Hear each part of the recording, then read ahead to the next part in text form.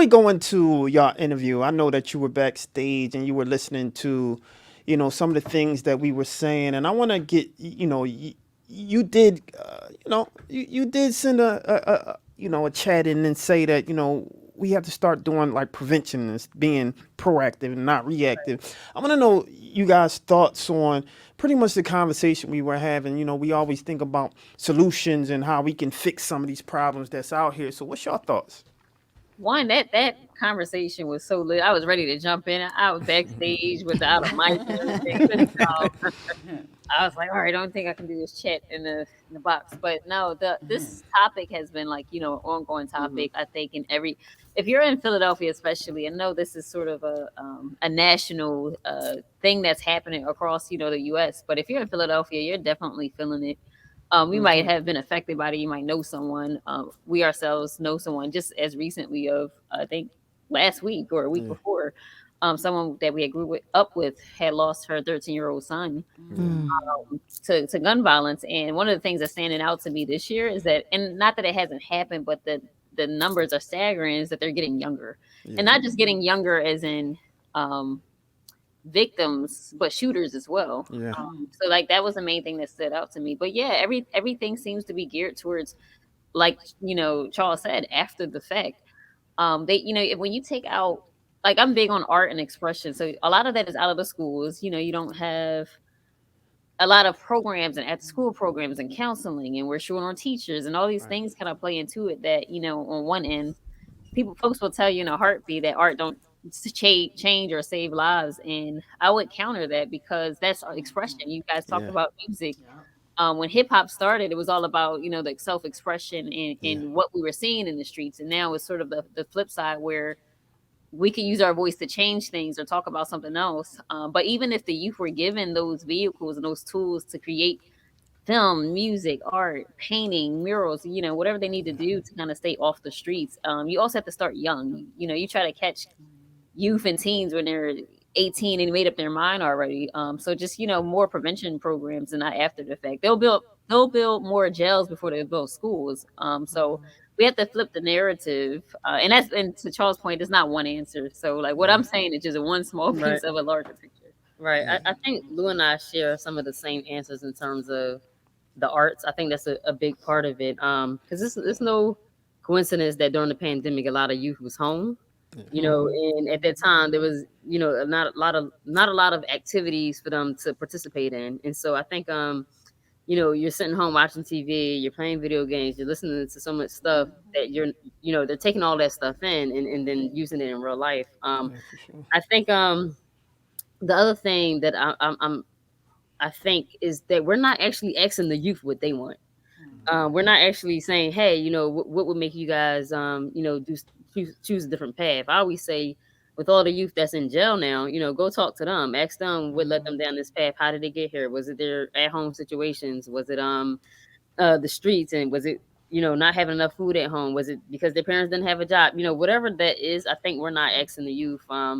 Ironically, Philadelphia had millions of dollars to so many different companies and organizations for gun violence, but I don't think that we're using it in the way that is helping the youth. If I'm just being honest, I know so many different people and organizations that have it, but it's like we're not seeing the results Right. of that money and how it's being spent. And I think Absolutely. a lot of stuff that's happening is that we throwing out programs, we throwing out initiatives, and you're like, oh, come here for a weekend for this training, and then that's it. The Yeah, mentorship got to be Yep. yearly. It got to be monthly. It got to be checking on them throughout the year. And I think that's the biggest issue. Is like the money's here for these programs Yeah, that aren't really. we have mentors that we Yeah. met at 14 that are still in our lives. Right. So like that makes a difference when they really care. It's not just a program, it's Right. over and that's And it. mentorship, I think. Lastly, I'll say this: the mentorship that I'm speaking of, it's not in a book. It's more so relationship building. I had a lot of Absolutely. being raised by grandparents and not having a mother or father per se biologically in the home. I had a village behind me or behind us that supported us, and I learned different things in my life that it wasn't taught in this household. Like I had to learn it from other people, and I think that's what's missing. It has from our basketball coach who bought like all the girls on the team, on the basketball team. He bought us all sneakers, right, from money that he raised because a lot of us didn't even have sneakers to play basketball. So I think In Philly, we dealing with a lot here. You got to pass Yeah. the poverty, the crime, the drugs, and all that on your way to school, and then they expect you to pay attention. You know what I mean? It's the whole thing. I think hearing from the youth, the same thing. You can't create programs for the youth without. That's how I feel about that. Yeah. Yeah, and you know what? I want to just pull up this comment that somebody said because I think it goes to what you were saying as it relates to no one is asking what the kids want. And she just says, every day I hear these kids say they not loved. And what's your Right. thoughts on that? Wow. It's interesting. When we went to Overbrook High School, our principal at the time, Miss Young, Yeah. every morning she would say, if no one told on the loudspeaker, like it broadcast to the entire school, if no one told you today, you are truly loved. And that made the difference. You can talk about the principals at Overbrook High School before she came, and they're, the much attention and detail, and just she knew every student by name. And students don't hear that enough. And honestly, it wasn't something that I always heard enough.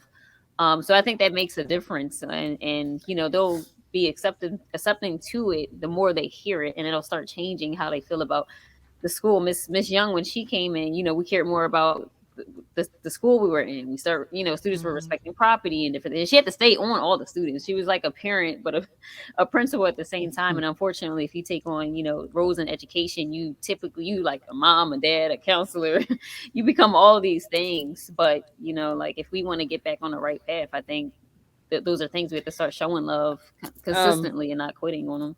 I think it's funny, reading that comment because it's like the stage play Fences, right? When the son says, "How come you never love me?" And some people are more familiar with the actual yeah. play now with what's his name, Denzel Washington. But in Mhm. high school, we read the play, and his answer was like, I feed you, I put clothes on your back. So I think a lot of times culturally, because I used to say that all the time, I knew I was loved, but I never felt it. Growing up, it was always like, you took care of me, but there's a difference between feeling it and then knowing it. You know what I Yeah. mean? And I think parents love their kids. It's not that a lot of parents don't, but a lot of people don't know how to show that, or they lack that part of that affection of showcasing that. And so you got a lot of youth that's walking around here and feel like they're not loved, so they're gonna find it in the streets. And if they find it with a gang, and they find it with a gang of guys that got guns, and they feel like these are the people that's here for me, that's kind of like the path they're going to take. So I do think that's a big part of it. Yeah, for sure. And parents is surviving. Yeah, Yeah, absolutely. yeah, Yeah. that too. Yeah.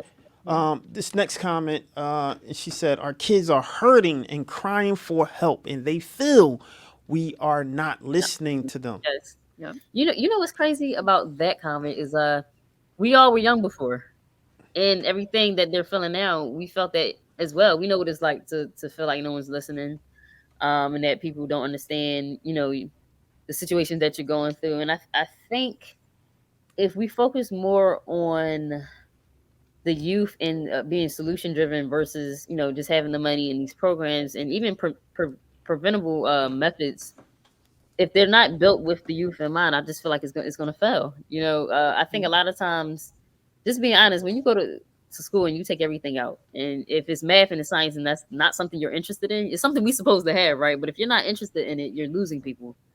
But if you had, whether it's a trade school, whether it's fixing a car, whether it's rap, poetry, music, whatever that is, I think our schools, Philadelphia schools, is just interesting to me because there's nothing in the school that make youth who's not on that college path want to stay. We always joke that our middle school was like a prison. Mm. It looked like it. It felt like it. The Yeah. food was like it. The same food We every went day. to Shoemaker Middle School. Which Oh gosh, yeah, there you go. Yeah, we all been to shoot.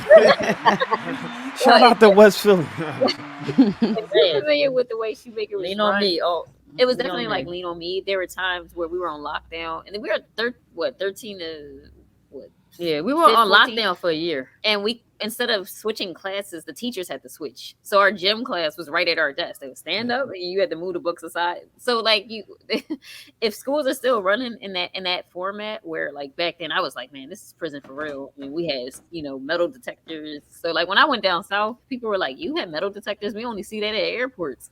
So like now I'm like, oh man, that wasn't normal.